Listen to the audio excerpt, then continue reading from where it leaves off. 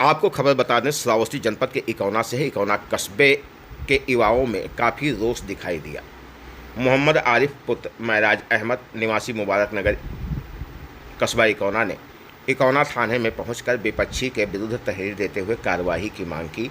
पीड़ित ने बताया कि विपक्षी विजय 46 किंग 47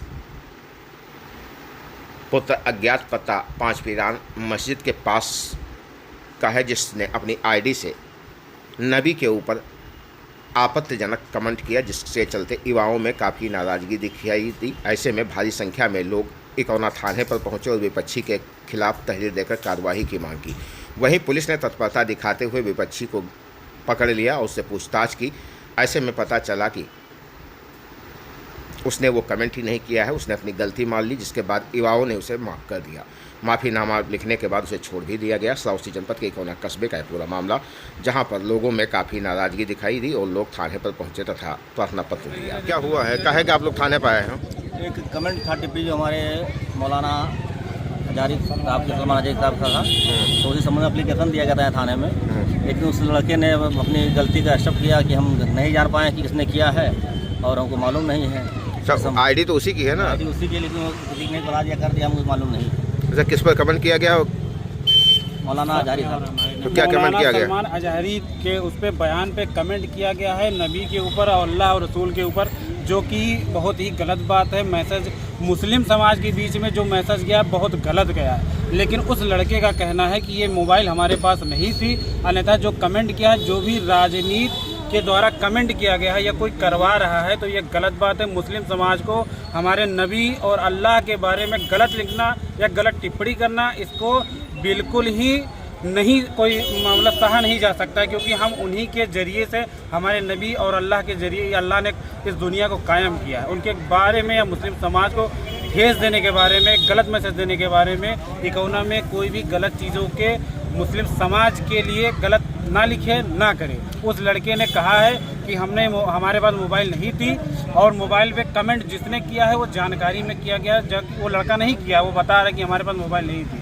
जिसने भी किया है मुस्लिम समाज को लड़ाने में, हिंदू भाई को लड़ाने के लिए ही यह काम किया गया था। लेकिन जब हमारे नबी माफ़ कर सकते हैं तो हमने भी उस लड़के को माफ़ किया है। उसने माफ़ी मांगी, एक्सेप्ट किया है कि हमें माफ़ कर दीजिए। वो अभी आपके जरिए से इस चैनल के माध्यम से माफ़ी मांगेगा। इकौना मुस्लिम समाज को ये मैसेज जाएगा कि हाँ, उसने जो गलती की थी, जब हमारा कौम, हमारे नबी एक गलती माफ़ कर सकते हैं, तो यहाँ की समाज, हमारे मुस्लिम समाज उसको माफ़ी करने के लिए तैयार है। अच्छा, अन्यथा गलत कमेंट कोई ना करे। सब माफ़ करना एक बहुत बड़ी बात है, आप माफ़ कर रहे हैं, चलिए ठीक है, अच्छी बात है। लेकिन अभी 2-3 दिन पहले भिनगा में भी ऐसा मामला सामने आया था, उसमें बड़ी कार्रवाई की गई थी, हज़ारों की तादाद में लोग पहुँचे थे। आप लोगों में भी आक्रोश देखा गया है। जी बिल्कुल, हमने कार्रवाई के लिए ही ये सब दिया था कि कार्रवाई ही हो। जब हम आके यहाँ थाने पे SHO साहब को हमने ये दिया है एप्लीकेशन कि हाँ, ये लड़का जब आया, हमने बातचीत किया। बातचीत करने के बाद ये नहीं लग रहा है कि उसने किया है, ये कराया गया है। ये कराया गया तो है। उसने कुछ बताया किसने कराया है? ये वो खुद ही नहीं जानता, जबकि उसके पास मोबाइल ही नहीं थे। दूसरे लोग लाके उसको मोबाइल दिए।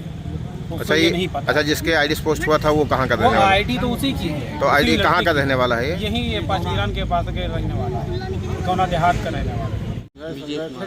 तो क्या हुआ था, तुमने अपनी आईडी से कोई पोस्ट किया था? जी मैंने नहीं किया था, मेरा मोबाइल इधर उधर मोबाइल चार्जिंग लगा था, किसी ने डाल दिया सर। तो लिया था तुम्हारा मोबाइल?